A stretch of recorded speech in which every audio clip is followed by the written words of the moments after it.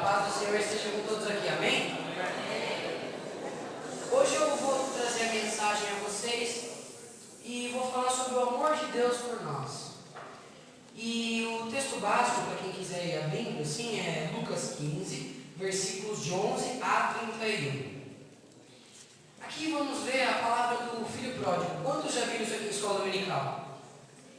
Aê! Essa é uma velha história. Mas hoje vamos ver um outro lado da história com uma nova perspectiva. Eu não irei ler o texto porque o tempo me é corrido, mas eu vou explicar um pouquinho essa parábola.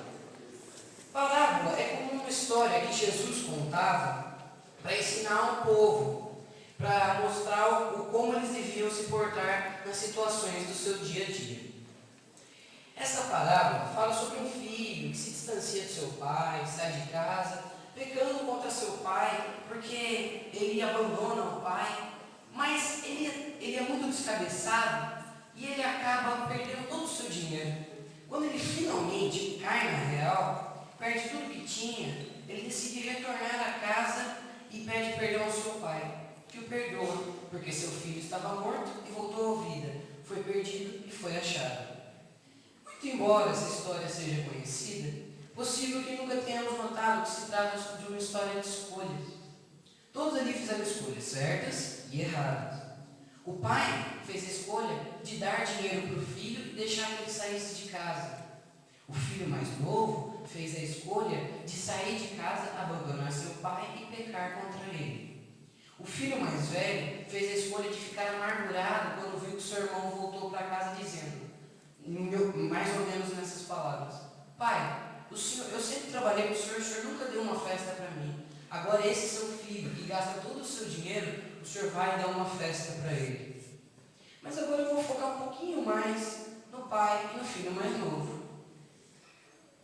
Você ainda pode não ter sacado, mas o filho pródigo representa cada um de nós que pecamos contra Deus, o Pai. Quero reforçar aqui que pecado é igual a tudo aquilo que não agrada a Deus. E como é dito em Romanos 3, 23 e 24, pois todos pecaram e estão destituídos da glória de Deus, sendo justificados gratuitamente por sua graça, por meio da redenção que é em Cristo Jesus. Como pecadores, certamente deveríamos morrer, porque o salário do pecado é a morte. Mas o amor de Deus por nós é tão grande, mas tão grande, que é capaz de perdoar qualquer pecado, qualquer iniquidade. Como é dito em 2 Crônicas 7,14, se o meu povo, que se chama pelo meu nome, se humilhar, orar, buscar a minha face e se afastar de maus caminhos, dos céus eu ouvirei. Ou seja, Deus está pronto a ouvir a sua confissão. Perdoarei o seu pecado e sararei sua terra. Só que para nos perdoar tem um porém. Ele teve que enviar Cristo para morrer em nosso lugar numa cruz. Mas você pode perguntar, por quê? Por que Deus teve que fazer isso? Ele não poderia fazer de outra forma? Ele é Deus, não poderia fazer outra forma para que fôssemos perdoados? Para responder, eu vou lembrar que no Antigo Testamento, para que os pecados do povo fossem perdoados, era necessário sacrificar um cordeiro. O cordeiro mais puro que havia.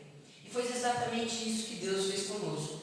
Ele nos mandou o seu Filho Jesus, o Cordeiro Santo, para que morresse em nosso lugar. Eu também gostaria de falar do momento final de Jesus na cruz.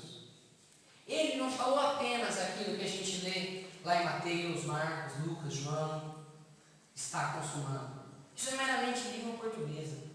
Em aramaico, que era a língua da época, ele falou teotelestai, que quer dizer, nenhuma condenação há sobre você. O seu jugo, o seu fardo eu carreguei. Você está livre. Um exemplo de como essa palavra era usada era que se você fosse uma prisão da época, você veria ali uma placa com o nome de encarcerado e uma pena, digamos 10 anos. Daria 10 anos, se você retornasse a essa prisão, você veria uma cela aberta, a placa com o nome do ex-detento e você veria teotelestai. Foi exatamente isso que ele fez conosco, nos libertou e nos salvou. Ele não apenas morreu, ele também ressuscitou 3 dias após ter morrido, para que na sua ressurreição tivéssemos vida. E ele mesmo disse: para que tenham vida e a tenham plenamente, ou seja, para que tenhamos uma vida abundante e completa ao lado dele. Não é apenas essa aliança não que Jesus faz conosco. Ele ainda nos fala: seja fiel até a morte e eu lhe darei a coroa da vida. Apocalipse 2:10, parte B. Ou seja, se formos fiéis a Jesus, ao que ele diz em sua palavra, teremos o nosso galardão final, que é a vida eterna com ele no céu.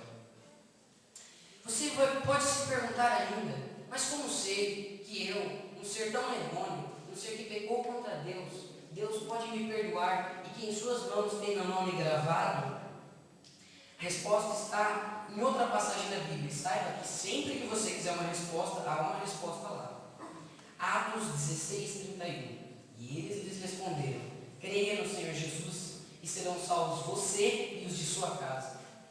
Ele ainda nos fala: vocês aí mesmo, vocês que estão olhando agora para mim, são geração eleita, sacerdócio real, nação santa, povo exclusivo de Deus, para anunciar as grandezas daquele que os chamou das trevas para a sua maravilhosa luz. O que isso quer dizer nos dias de hoje para nós? Meus irmãos, a Bíblia não é desatualizada, viu? Isso quer dizer hoje em dia para nós que após termos aceito Jesus em nosso coração, devemos anunciar essa palavra para que outros também tenham esse privilégio e possam ser chamados filhos de Deus. Para você que é adolescente assim como eu, sabe que muitas vezes nos precipitamos, fazemos escolhas erradas e que não agradam a Deus. Que o exemplo do filho pródigo nos sirva de lição para cada um de nós aqui. Que possamos sempre que erramos pedir perdão ao Pai, porque Ele sempre está disposto a nos perdoar. Ele sempre quer que o seu filho volte para casa. Eu gostaria de citar uma ilustração que foi me dada pelo meu tio, o missionário José Lincoln de Oliveira, não sei quem conhece aqui. Ele me contou uma história lá de um jovem nos Estados Unidos, em que esse jovem, ele tinha uma empresa junto com o pai. E o pai era muito conservador, não gostava de fazer nenhuma coisa que ele não soubesse que ele dá resultado ou ia lhe garantir dinheiro. Mas o filho não, o filho gostava de saber apostar em novos lugares, novos campos. Um dia ele disse para o pai: pai, eu pego metade da empresa e vou para outro lugar. Só que esse filho não contou que a experiência do pai que levava aquela empresa a ter lucro. Então ele pega e começa a fazer investimentos que não lhe dão nenhum tipo de retorno financeiro. E uma pessoa que vivia com tanto luxo como esse filho, quando chega a pobreza, tem desejo até de se matar. Então ele escreve uma carta para o pai: pai, eu vou passar de trem em frente à nossa cidade. Vou ver o quintal da nossa casa. Se o senhor quiser que eu volte para casa, o senhor pendura um lenço branco na árvore. Quando ele passou, cada galho da árvore tinha um lenço branco. Ou seja, o pai sempre quer que voltemos para casa. Deus sempre, eu repito, sempre está disposto a perdoar nossos erros. Se você ainda não recebeu esse amor que é capaz de perdoar qualquer pecado, não convidou Cristo para entrar em seu coração e transformar sua vida, receba-o hoje como Senhor e Salvador. Faça essa oração comigo em seu coração. Ou, se você já tem Jesus, mas tem medo, vergonha, não tem muita coragem de anunciar essas boas novas para outras pessoas, para que essas também sejam nossos irmãos em Cristo, também faça essa oração comigo. Vamos baixar nossas cabeças? Senhor Jesus, muito obrigado por essa oportunidade que o Senhor nos deu de estar aqui hoje. Muito obrigado porque o Senhor escolheu cada um de nós para que pudéssemos também estar aqui hoje. Senhor Jesus, quero que o Senhor entre em meu coração, transforme a minha vida. Eu creio que o Senhor foi morto naquela cruz para me salvar. Creio também que o Senhor ressuscitou ao terceiro dia. Creio que o Senhor pode perdoar qualquer pecado meu, embora eu não mereça. Senhor Jesus, também peço agora por aquelas pessoas que estão com medo, com vergonha, com algum tipo de receio de anunciar suas boas novas para outros. ajuda-os, capacita-os e mostra-os o caminho em que eles devem seguir. Em nome do Senhor Jesus, amém. Gostaria de fazer uma observação. Aqui, por causa do tempo que urge, eu não pude explicar tão bem, tão aprofundadamente. Mas eu acredito que cada um de vocês tiver dúvidas sobre salvação, sobre qualquer passagem bíblica, você pode falar com o pessoal do Projeto Marcos, com os conselheiros de Guaraquara, eles vão lhe explicar bem melhor. Muito obrigado pela colaboração de cada um de vocês.